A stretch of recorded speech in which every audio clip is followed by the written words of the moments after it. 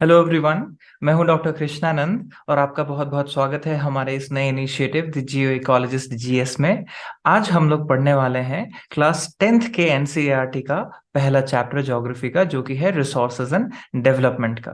तो अगर आपको हमारे पेड कोर्सेज के बारे में जानकारी चाहिए जो कि रिलेटेड है UPSC UGC net answer writing और एमए एंट्रेंस एग्जामिनेशन से रिलेटेड, तो आप हमारे वेबसाइट thegeoecologist.com पे जा सकते हैं और सारे कोर्सेज की जानकारी वहां पे दी गई है। आप अपने अनुसार उसको ले सकते हैं। और आगे बढ़ने से पहले आपको याद दिला दूं कि कृपया हमारे चैनल को सब्सक्राइब जरूर करिए और भी स्टूडेंट्स आपके सर्कल में जो लोग भी हों उन्हें शेयर जरूर कीजिए ताकि ये वीडियोस ज्यादा से ज्यादा लोगों तक पहुंच सके। तो आइए अब एनसीईआरटी को रिवाइज करते हैं।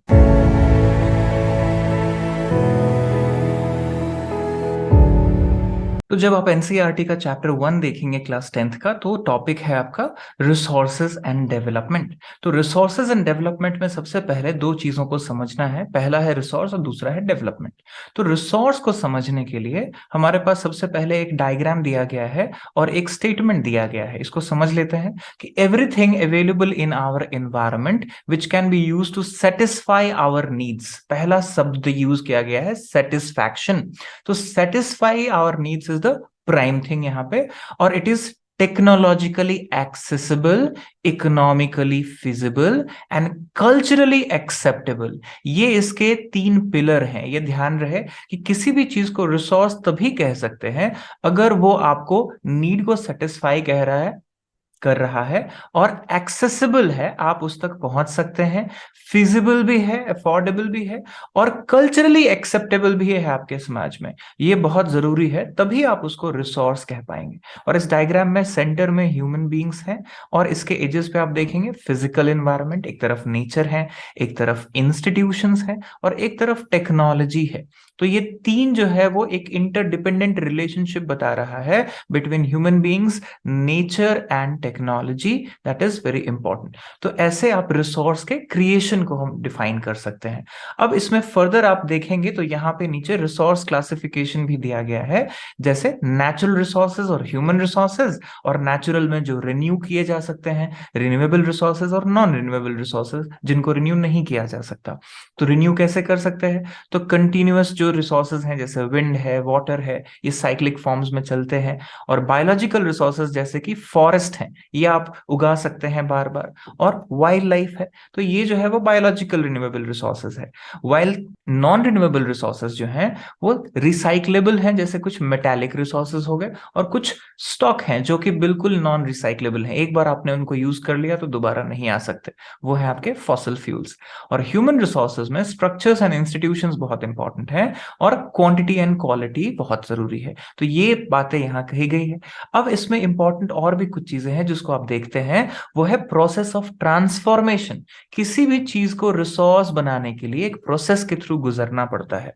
तो आप देखेंगे कि हमारा ह्यूमन एनवायरमेंट रिलेशनशिप जो हम ज्योग्राफी में पढ़ते हैं उसमें टेक्नोलॉजी और इंस्टीट्यूशन का बहुत बड़ा रोल है किसी भी चीज को रिसोर्स में कन्वर्ट करने में। तो ये बात को समझना जरूरी है, और उसी आधार पे आप बहुत अलग अलग तरीके से रिसोर्स को क्लासिफाई भी कर सकते हैं। जैसे कि on the basis of origin अगर करेंगे, जेनेसिस के आधार पे, जन्म के आधार पे, तो बायोटिक और एबायोटिक हो सकता है, लिविंग नॉन लिविंग।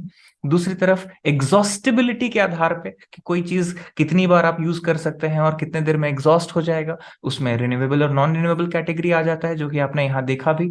और बेसिस ऑफ ओनरशिप पे कि इंडिविजुअल ओनरशिप है या कम्युनिटी द्वारा ओन्ड है या किसी नेशन द्वारा ओन्ड है या इंटरनेशनली ग्लोबल रिसोर्स है, ये बहुत जरूरी है समझना। और स्टेटस ऑफ डेवलपमेंट के आधार पे कि कौन से स्टेटस पे है, मतलब पोटेंशियल है वहां पे और डेवलप्ड हो चुका है या रिजर्व है हमारा। तो ये तीन कैटेगरी में भी बांटा गया है। जैसे अगर कहीं पे अभी जैसे एग्जांपल रिसेंटली आप देखेंगे कि जम्मू एंड कश्मीर में लिथियम का रिजर्व मिला, तो ये अभी रिजर्व है, उसमें बहुत पोटेंशियल है, लेकिन अभी उसको एक्सट्रैक्शन नहीं किया गया, तो अभी ये प्रैक्टिकली रिसोर्स हमारे लिए है नहीं, अभी पोटेंशियल है उसमें। तो ये बातें आप इस तरीके से कह सकते हैं।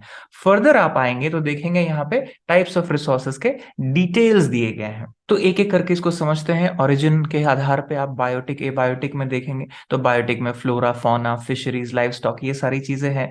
और एबायोटिक में अगर आप देखेंगे तो आपके पास रॉक्स एंड मिनरल्स मेटल्स ये सारी चीजें आ जाएंगी।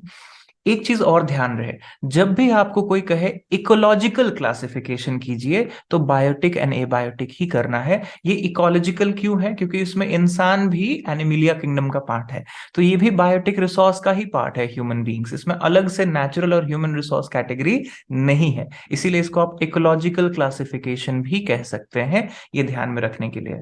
फिर एग्जॉस्टेबिलिटी के आधार पर अगर आप आएंगे तो रिन्यूएबल नॉन रिन्यूएबल कैटेगरी है। तो जैसे example solar and wind energy की बात हो रही है, वाटर, फॉरेस्ट, वाइल्ड लाइफ, ये सब रिन्यू किए जा सकते हैं, तो ये ध्यान रखना वाली बात है। और नॉन रिन्यूएबल है जैसे फॉसल फ्यूल है हमारा। ओनरशिप के आधार पे हम इंडिविजुअल रिसोर्सेज जो इंडिविजुअल के कंट्रोल में है वो देख सकते हैं, राइट। तो जैसे आप देख सकते हैं कि आपका ओनरशिप कहाँ कहाँ पे है, आप इंडिविजुअली क्या ओन करते हैं, राइट। कुछ बड़े इंडिविजुअल्स होते हैं, बड़े फार्मर्स होते हैं या इंडस्ट्रियलिस्ट होते हैं, वो बहुत सारा प्रॉपर्टी ओन करते हैं। तो आप अर्बन एरिया में प्लॉट, हाउसिंग, अदर चीजों को देख सकते हैं एज अ रिसोर्स। या कम्युनिटी आधार पे जब आप देखेंगे तो एक विलेज कम्युनिटी या एक कोई खास कम्युनिटी क्या ओन करता है, ग्रेजिंग ग्राउंड, बुरियल ग्राउंड, और भी जो एरियाज होते हैं विलेजेस में जहाँ पे मेला लगता है, चीजें होती हैं, पब्लिक पार्क होता है, तो वो सारी चीजें आप देख सकते हैं। पिकनिक स्पॉट्स भी इसके अंदर हो सकता है। फिर आता है नेशनल रिसोर्सेज, जो एक नेशन के लिए बड़ा जरूरी है, नेशन को बिल्ड करने के लिए और स्ट्रक्चर करने के लिए बहुत जरूरी है, जिसमें legal power of the nation बहुत इंपॉर्टेंट है, सोवरेनिटी जहां पे और एडमिनिस्ट्रेशन रोल प्ले करता है। तो आप देखेंगे यहाँ पे रोडवेज, कनाल्स, रेलवेज ये कंस्ट्रक्ट होते हैं और इनके लिए रिसोर्सेज चाहिए। तो आप देखेंगे अर्बन डेवलपमेंट अथॉरिटी जो है वो एम्पावर्ड होते हैं गवर्नमेंट का, और वहां उनको एक्वायर करने की आजादी होती है लैंड को for the development, public welfare. तो आप देखेंगे मिनरल्स जैसे हैं, water resources, forest, wild life, land, ये सब जो पॉलिटिकल बाउंड्रीज के अंदर में अगर आता है तो ये आपका नेशनल रिसोर्स होगा। और इंटरनेशनल रिसोर्स में देखेंगे कि ऐसे एरियाज जब आपके ओशनिक एरियाज में मिलते हैं जो कि ग्लोबल रिसोर्स में आता है, तो ये काफी सारे इंस्टीट्यूशंस जो होते हैं उसमें, और स्पेशली आप देखेंगे इंटरनेशनल सी बेड अथॉरिटी, ISA, इसकी परमिशन देता है कि आप वहां माइनिंग कर सकते हैं ओपन ओशन में या नहीं। और ओशनोग्राफी में अगर आप इसको और डिटेल में पढ़ना चाहें तो आप पढ़ सकते हैं हमारे मेन चैनल दी जियो इकोलॉजिस्ट के ऊपर। ओशनोग्राफी प्लेलिस्ट में ये ओशन कि लीगैलिटी और लॉज के बारे में, यूएन क्लॉज के बारे में बात की गई है, राइट। अब इसमें आप देखेंगे यहाँ पे एक बॉक्स में ये बात लिखी गई है, India has got the right to mine manganese nodules, इसको पॉलीमेटालिक नोड्यूल्स और मेटालिक नोड्यूल्स भी कहते हैं, from Indian ocean. And remember, ये जो एक्सक्लूसिव इकोनॉमिक जोन होता है 200 नॉटिकल माइल्स तक, वो उस कंट्री का होता है, तो उतनी दूरी तक आप जो भी रिसोर्सेज हैं उसको आप माइन कर सकते हैं, ले सकते हैं। तो ये जो है उसके ऊपर, फिर उसके आगे अगर आप जाएंगे तो इंटरनेशनल वाटर्स होता है। फर्दर आप देखेंगे on the basis of status of development में, तो पोटेंशियल रिसोर्सेज है, राइट। तो western parts of India, particularly Rajasthan, Gujarat में इनॉर्मस पोटेंशियल है, किस चीज के लिए? तो विंड और सोलर पावर के लिए, यानी वहां स्टैब्लिश किया जा सकता है, हमारे पास है पोटेंशियल। और जिनको डेवलप ऑलरेडी कर दिया गया वो डेवलप्ड रिसोर्सेज में आ गए।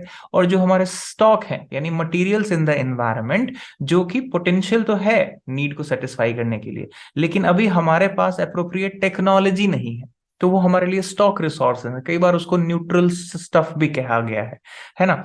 और इसमें एक चीज ध्यान रखिए कि एक साइंटिस्ट हुआ करते थे जिनका नाम है जिमरमैन, इन्होंने फंक्शनल थियरी ऑफ रिसोर्स दिया था, फंक्शनल थियरी ऑफ रिसोर्स, जिसमें कहा था कि कोई भी चीज रिसोर्स तभी होगा जब हम उसको यूटिलाइज कर पाए, अगर हम यूटिलाइज नहीं कर पाएंगे तो वो रिसोर्स नहीं कहाएगा। तो ये बहुत इंपॉर्टेंट है। और इसी तरह से रिजर्व अगर आप देखेंगे तो आप देखेंगे कि इसमें हमारा एग्जिस्टिंग टेक्निकल नो हाउ जो है वो है हमारे पास, कि हम उसको एज अ रिजर्व बता पाए और फ्यूचर जनरेशंस के लिए हम इसको इस्तेमाल कर पाए, तो ये इंपॉर्टेंट है। अब इसके बाद इसको सस्टेनेबल डेवलपमेंट के साथ जोड़ के देखा जा रहा है, डेवलपमेंट ऑफ रिसोर्सेज को। तो अगर हमें सस्टेनेबल डेवलपमेंट के प्रिंसिपल पे चलना है तो दो बातों का ध्यान रखना है। क्या क्या ध्यान रखना है? तो सबसे पहले इंटरजेनरेशनल इक्विटी। इंटरजेनरेशनल इक्विटी का मतलब यह है कि एक जनरेशन से दूसरे जनरेशन में रिसोर्सेज कैरी फॉरवर्ड हो, हम आज ही सारा चीज कंज्यूम ना कर जाएं, हमारे फ्यूचर में आने वाले लोगों के लिए भी चीजें रखें जहां इक्विटी हो, बराबरी हो।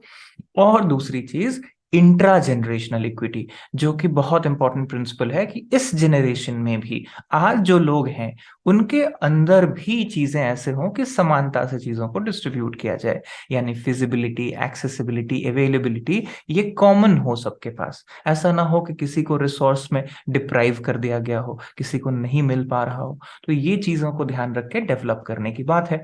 और ये सारी बातें जो है वो आप देखेंगे रियो डी जेनेरो में अर्थ समिट हुआ 1992 में, तो वहां पे बहुत सारे लोग जो है वो शामिल हुए अलग अलग कंट्रीज से, राइट। इसको पार्लियामेंट ऑफ द प्लैनेट भी कहते हैं। और यहाँ पे ये बातें शुरू होती हैं जहां पे एजेंडा 21 आता है और यहाँ पे इकोलॉजिकल प्रिंसिपल्स दिए गए। तो यहाँ से ये सारी बातें जो है वो लागू होने के लिए एजेंडा 21 से शुरू होती है, जहां पे रिसोर्स डेवलपमेंट को कैसे किया जाए, सस्टेनेबल डेवलपमेंट को कैसे प्रमोट किया जाए, ये सारी बातें आती हैं। तो इनको करने के लिए आपको रिसोर्स को प्लान करना पड़ेगा। तो इसीलिए अगला टॉपिक इसी में आगे दिया गया है, रिसोर्स प्लानिंग। तो रिसोर्स प्लानिंग जब आप करेंगे तो ये बहुत इंपॉर्टेंट स्ट्रेटेजी होगा सस्टेनेबल डेवलपमेंट के लिए, क्योंकि इसमें जुडिशियस यूज ऑफ रिसोर्सेज की बात की गई है। तो देखेंगे यहाँ पे अवेलेबिलिटी ऑफ रिसोर्स जो है इंडिया में वो क्या है, अनइवन है। हर जगह पे रिसोर्सेज तो है नहीं। इसका मतलब किसी एरिया में एबंडेंट है तो किसी एरिया में नहीं है। तो इसीलिए प्लान करके आप इसको वापस लोगों को जोड़ सकते हैं, इक्विटी पे ला सकते हैं। इसके लिए ही आपको प्लानिंग की जरूरत है कि इंडिया सेल्फ सफिशिएंट बने ये सारी चीजों के लिए, और अवेलेबिलिटी ऑफ रिसोर्स जो है वो एक्सेसिबिलिटी और फिजिबिलिटी में बदले। तो एग्जांपल देखेंगे, states of Jharkhand, Chhattisgarh, MP are rich in minerals and coal deposit, जो कि बाकी इंडिया में नहीं है। तो यहाँ के कोल को अगर इस्तेमाल करना हो बाकी के इंडिया के लिए, तो उसके लिए आपको कनेक्टिविटी, इंफ्रास्ट्रक्चर, इन सारी चीजों पे काम करना होगा, राइट। यहीं पे कोल्ड डेजर्ट ऑफ लद्दाख जो है वो रिलेटिवली आइसोलेटेड है, तो उसको मेन स्ट्रीम से जोड़ना है। नॉर्थ ईस्ट में बहुत सारा आइसोलेटेड एरियाज को मेन स्ट्रीम से जोड़ना है। इसी से रिसोर्स प्लानिंग हो पाएगा, रिसोर्स मोबिलिटी आ पाएगी। तो रिसोर्स प्लानिंग इन इंडिया की बात जब करेंगे तो इसमें देखिए क्या क्या चीजें इन्वॉल्व है। ये थोड़ा सा कॉम्प्लेक्स प्रोसेस है, तो इसको समझते हैं। इसमें पहला है identification and inventory of resources across regions of our country, और दूसरी चीज इसके अंदर और इसी के अंदर शामिल है surveying, mapping, qualitative and quantitative estimation of resources. तब जाके आपको इन्वेंटरी का पता लगेगा कि आपके पास कितना है और कहाँ है। और दूसरा इंपॉर्टेंट चीज है evolving planning structure endured with appropriate technology, skill and institutional setup. तो जब तक आप ये सारा सेटअप नहीं करेंगे तब तक अप्रेजल नहीं होगा कि आपके पास कितना रिसोर्स है, कब तक के लिए है, किस फील्ड में इस्तेमाल हो सकता है। इन सब के लिए ये technology, skill and institutional setup की बहुत जरूरत है। तो आप देखेंगे 5 इयर्स प्लान के थ्रू इंडिया ने बहुत सारा प्लानिंग किया है ऑलरेडी, अब नीति आयोग उसको आगे बढ़ा रहा है। तो ये सारी चीजें जरूरी है। और अवेलेबिलिटी ऑफ रिसोर्सेज के अंदर आप देखेंगे कि अवेलेबिलिटी जो है वो नेचुरल कंडीशन है नेचुरल रिसोर्सेज के लिए, और इसमें दो चीजें जरूरी है। एक है टेक्नोलॉजी एंड कल्चर जो कि उसको कन्वर्ट करे यूजेबल रिसोर्स में, और दूसरा है इसके ट्रेनिंग के लिए इंस्टीट्यूशंस। तो ये बहुत जरूरी है, तभी इकोनॉमिकली बैकवर्ड रीजन्स जो है उसको आप इंटीग्रेट कर सकते हैं और बैलेंस्ड रीजनल डेवलपमेंट कर सकते हैं। यहाँ पे हिस्ट्री ऑफ कॉलोनाइजेशन की बात भी की गई है कि rich resources in colonies were the main attractions for foreign invaders. तो क्योंकि रिसोर्सेज थे उन कंट्रीज में हमारे यहाँ पे, तो लोग बाहर से आए, इन्वेड किया, यहाँ पे रूल करने की कोशिश की, यहाँ से लूट के ले गए बाहर चीजों को। तो ये सारी चीजें आपने हिस्ट्री में भी पढ़ी होंगी। तो ये सब बातें हैं। अब आता है राष्ट्र में रिसोर्स कंजर्वेशन की बात, कि रिसोर्स ऐसी चीज है जो नीड ओरिएंटेड है, ग्रीड ओरिएंटेड नहीं है। और ये किन्होंने कहा था? गांधी जी ने कहा था। तो यहाँ लिखा भी हुआ है कि there is enough for everybody's need, not for everybody's greed. यानी आपकी जरूरतें कितनी है, रोटी, कपड़ा, मकान और सारी चीजें आपके लिविंग के लिए, उसके लिए जितनी की जरूरत है नेचर ने अबंडेंट दिया है। लेकिन अगर आप ग्रीडी हो जाएंगे, स्टॉक करने लगेंगे रिसोर्स को, तो फिर बाकियों के लिए भी प्रॉब्लम खड़ी होगी। तो इसीलिए ये बातें क्लब ऑफ रोम में 1968 में कही गई थी, जहां पे लिमिट्स टू ग्रोथ नाम की एक किताब आई 1970-72 में। और वहां पे कहा गया कि आवर कॉमन फ्यूचर एजेंडा जो है इसको बहुत इंपॉर्टेंटली लेना चाहिए। तो यहाँ से ये सारी कहानियां आप पीछे सुन सकते हैं, पढ़ सकते हैं अलग अलग किताबों में कि इन सारी चीजों में क्या हुआ। फिर लैंड रिसोर्सेज में अगर आप आए तो इसके यूटिलाइजेशन की बात है। तो लैंड रिसोर्स को यूटिलाइज करने के लिए अगर आप देखेंगे तो लैंड में हमारे पास क्या क्या चीजें आएंगी, तो यहाँ पे आप देखिए फॉरेस्ट है, बैरन लैंड है, वेस्ट लैंड है, नॉन एग्रीकल्चरल यूटिलिटी के लिए है, अनकल्टिवेटेड लैंड और कल्टिवेटेड लैंड है जिसमें permanent pastures and grazing land की बात है, फैलो लैंड है, current fallow, other than current fallow, और इन सब का ग्राफिकल एनालिसिस भी आपको यहाँ दिया गया है। अगर देखेंगे इंडिया में 43% प्लेन एरियाज है जो कि फर्टाइल एरियाज हैं, पॉपुलेशन को सपोर्ट करती है। माउंटेनस एरिया जो है आपका 30% है रफली, और 27% प्लेटू एरिया है। तो ये फिजियोग्राफिक लैंड डिस्ट्रीब्यूशन है, और इसी के हिसाब से आपका net sown area, gross cropped area, ये सारा चीज वैरी करता है। तो लैंड यूज पैटर्न इंडिया में अगर आप देखेंगे तो काफी बदलाव आया है पिछले 60-70 सालों में। तो आप देख सकते हैं ये कैटेगरी वाइज यहाँ जो दिया है, इसमें आप देखिए चेंजेस कहाँ नजर आ रही है। तो आपको दिखेगा ये जो कैटेगरी है 4.95, ये कैटेगरी बढ़ के 8.7 हो गया है। यानी हमारा जो area under non agricultural usage है वो समय के साथ बढ़ा है। ऐसे ही आप एनालिसिस करके देख सकते हैं कहाँ कहाँ चेंजेस आई है। तो ये सारी बातें हम कर रहे हैं, और इंडिया का जो लैंड एरिया है वो तो फिक्स है। सोवरेन एरिया जो है हमारा 3.28 मिलियन स्क्वायर किलोमीटर, और लगभग 93% जो है टोटल ज्योग्राफिकल एरिया का, ये हमारा जो है वो लिवेबल है, और वो हमारे अंडर कंट्रोल में है जहां पे हम लैंड यूज चेंज करते हैं। तो इसमें आप देखेंगे बहुत सारी बातें कही गई। अब हमारा टारगेट है फॉरेस्ट कवर का 33% का, लेकिन अभी भी हम 24.67 पे हैं, यानी बहुत इंप्रूवमेंट करना है इस सेक्टर में। और भी चीजें यहाँ बताई गई हैं जो land degradation and conservation measure से रिलेटेड है। तो उसको अगर आप देखेंगे तो ह्यूमन एक्टिविटीज को मेन टारगेट किया जाता है कि हम लोगों ने अपने बेनिफिट्स के लिए नेचर को डिग्रेड किया, soil degradation, land degradation, overgrazing, deforestation, mining, quarrying activities. तो डेवलपमेंट के लिए कॉस्ट बेयर किया हमने। अब क्या है, सस्टेन करने के लिए आपको बैलेंस करना पड़ेगा, इकोलॉजी और इकोनॉमी को बैलेंस करके लेके चलना पड़ेगा। इसलिए आपको जितने स्टेट्स हैं जहां आप देखेंगे, झारखंड, छत्तीसगढ़, एमपी, उड़ीसा, डिफॉरेस्टेशन बहुत है, माइनिंग की वजह से बहुत डिफॉरेस्टेशन है। राजस्थान, मध्य प्रदेश, गुजरात में ओवर ग्रेजिंग के इश्यूज नजर आए हैं सामने, राइट। तो बहुत सारे एरियाज में बहुत सारा प्रॉब्लम है। इसी में अगर आप फर्दर देखेंगे तो सॉइल एज अ रिसोर्स की बात की गई है। अब सॉइल बहुत इंपॉर्टेंट बायो रिसोर्स है। सारा का सारा सॉइल जो है वही हमारे एग्रीकल्चर और प्लांटेशन के लिए इंपॉर्टेंट है। और इसमें फर्दर आप देखेंगे क्लासिफिकेशन ऑफ सॉइल भी दे दिया गया है। तो उसमें आप देखेंगे इंडिया में जो सॉइल्स हैं वो मेजरली हमारे जो रिलीफ फीचर, लैंडफॉर्म और क्लाइमेट और वेजिटेशन है उसको सपोर्ट करते हैं, उसके साथ वेरी करते हैं। तो अलूवियल सॉइल का नाम अगर आपने सुना है तो ये बहुत इंपॉर्टेंट सॉइल है हमारे यहाँ पे, बहुत फर्टाइल सॉइल होता है नदर्न प्लेन्स में अलूवियल सॉइल। ये हिमालयन रिवर जो है सिल्ट जो जमा करती है, गंगा ब्रह्मपुत्र रिवर्स जो है, तो वो सारे का सारा आपको दिखेगा प्लेन एरिया में। और ये रिवर द्वारा ब्रॉट सिल्ट जो होता है उसके आधार पे आप देख सकते हैं एलुवियल सॉइल। और इसमें आप अगर आप देखेंगे तो सैंड, सिल्ट और क्ले का मिक्स आपको मिलेगा। ये आप याद रख सकते हैं SSC के नाम से। सैंड, सिल्ट, क्ले जो होता है ये इसके अंदर पाया जाता है। और इसमें आप देखेंगे बहुत सारे एरिया में ये वैरी करता है, कहीं कोर्स होता है टेक्सचर में, कहीं सॉफ्ट होता है।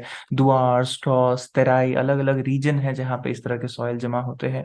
और आप देखेंगे इसके नाम है बांगर सॉइल, खादर सॉइल। तो ये सब जो एरियाज है आप देख सकते हैं, इन एरियाज में आपको ओल्ड अलुवियम, न्यू अलुवियम के नाम से ये फेमस है। फिर फर्दर आप आएंगे यहाँ पे देखेंगे तो लिखा है black soil region in India, जिसको रेगर सॉइल, कॉटन सॉइल भी कहते हैं। ये जो डेक्कन लावा है उसके पेरेंट रॉक से ये ओरिजिनेटिंग सॉइल है, काला कलर का होता है। क्लाइमेटिक कंडीशन के साथ इसका जो टेक्सचर है वो क्लेई है, और इसमें बहुत सारा पानी जमा होकर रह सकता है। लेकिन अगर पानी सूख जाए तो इसमें दरारें पड़ जाती है, और ये बहुत इंपॉर्टेंट है हमारे कॉटन कल्टीवेशन के लिए, शुगर केन के लिए, क्योंकि लंबे समय तक मॉइस्चर को होल्ड करके रख सकता है। फर्दर आपको ये सॉइल मैप दिया गया है। तो आप अगर soil map of India practice करना चाहते हैं तो ये सिंपल मैप जरूर प्रैक्टिस करिए। इसमें ऊपर के माउंटेन सॉइल से लेके नीचे तक के अलूवियल सॉइल तक सारा कैटेगरी आपको क्लियरली मेंशन्ड है। तो आप ये red soil, black soil, laterite soil, arid soil, ये बेसिक इंडियन कैटेगराइजेशन जो है इसको आप पढ़ के याद रख सकते हैं और अपने आंसर्स में यूज कर सकते हैं। तो ये मैप बहुत इंपॉर्टेंट है मेजर सॉइल टाइप्स का।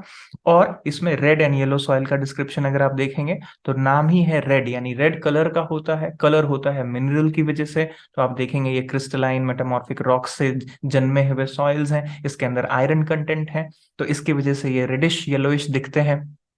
लेटराइट सॉइल जो होता है वो आप देखेंगे लैटिन वर्ड लेटर से आता है, ब्रिक्स यानी ब्रिक के कलर का सॉइल।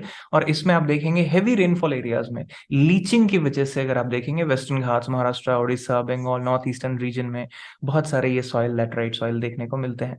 और एरिड एरियाज जो कि डेजर्ट कंडीशंस हैं, वहां पे आपको एरिडिटी होती है, बहुत ज्यादा टेम्परेचर जो है वो हाई होता है, मॉइस्चर इवेपोरेट होता है, नीचे सॉल्ट कंटेंट होता है सॉइल में, कंकड़ फॉर्मेशन होता है। तो यहाँ पे आपको एरिड सॉइल देखने को कॉमनली राजस्थान और गुजरात वाले एरियाज में देखने को मिलते हैं। और फॉरेस्टेड एरिया के अंदर जो सॉइल होते हैं, ऑब्वियसली उसमें ह्यूमस ज्यादा होता है, और काफी सारे एरियाज में आप देखेंगे कि ये सॉइल जो है आपको मिल जाएगा टेरेसेस पे, माउंटेन टेरेसेस पे, फॉरेस्टेड एरियाज में भी। और माउंटेन सॉइल की बात हम करते हैं तो वो माउंटेन सॉइल जो आपका हिमालयन रीजन में सॉइल है, जहाँ पे बहुत ज्यादा स्नो कवर्ड एरियाज है, वहाँ पे ह्यूमस डेफिशिएंट सॉइल होते हैं, क्योंकि ऑर्गेनिक कंटेंट नहीं होता। तो इसके एंड में आपको सॉइल कंजर्वेशन की बात और सॉइल इरोजन की बात की गई है। जैसे आप इस पिक्चर में देख सकते हैं, ये गली इरोजन कहते हैं, राइट। और यही गली जब बहुत बड़े बड़े हो जाते हैं तो आपने देखा होगा, इसको रवाइन्स भी बोलते हैं। चंबल वाला एरिया बहुत फेमस है, बीहड़ बोलते हैं। तो गली इरोजन बहुत फेमस फीचर है। और ये जो एरियाज है, इससे बैडलैंड टोपोग्राफी जो है, जिसको हम चंबल वाला बात करते हैं, वो इससे निकल के आता है। इसके अलावा बहुत इंपॉर्टेंट है कि हम जो प्लॉइंग कर रहे हैं, जो मशीनरी यूज कर रहे हैं, वो किस तरीके से कर रहे हैं, और स्लोप कैसा है वहां पे। तो ये सारी चीजें सॉइल कंजर्वेशन के लिए बहुत जरूरी है। और लास्ट में आपको यहाँ पे state of India environment report से कुछ बातें दी गई हैं।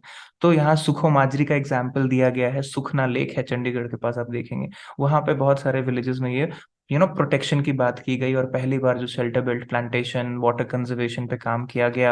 आप देख सकते हैं यहाँ पे एक केस स्टडी बताई गई है। तो ये सारी बातें यहाँ पे कही गई है। यहाँ पे डायग्राम के फॉर्म में भी चीजें दी गई हैं कि कम्युनिटी को साथ में लेके चलना, और वो सारी चीजें यहाँ पे डिबेटेबल चीजें दी गई हैं। तो ये सारी चीजें हैं, और इसके एंड में आपको क्वेश्चन आंसर्स दिए गए हैं, आप इसको सॉल्व कर सकते हैं on the basis of your reading. तो ये सारी बातें जो है वो हमारे 10th के chapter number 1 resources and development का पार्ट है। तो मैं आशा करता हूँ कि एक बेसिक स्ट्रक्चर और revision of resources and development, right from land resources to water resources to soil resources in India, उसका डिस्ट्रीब्यूशन, सॉइल के वेरियस टाइप्स, और उसमें जो छोटी छोटी बातें हैं ये आपको ध्यान रहेंगी, रिसोर्स क्लासिफिकेशन ध्यान रहेगा। इसको हम लोग यहाँ पे समाप्त करते हैं, और इसके आगे फिर हम लोग यूनिट 2 को पढ़ने के लिए मिलते हैं। So best wishes to all of you, enjoy, keep revising, keep learning, and please इसको जरूर शेयर कीजिए बाकी लोगों से, कि क्विक रिवीजन के लिए आप तुरंत तुरंत इसको, वीडियोस को इस्तेमाल कर सकें। जब भी आप कहीं ट्रैवल भी कर रहे हो, जब भी आप कभी फ्री टाइम बैठे हो, तो आप वीडियो से तुरंत रिवाइज कर सकते हैं और चीजों को ध्यान में रख सकते हैं। So all the best wishes to all the learners, all the aspirants. Take care.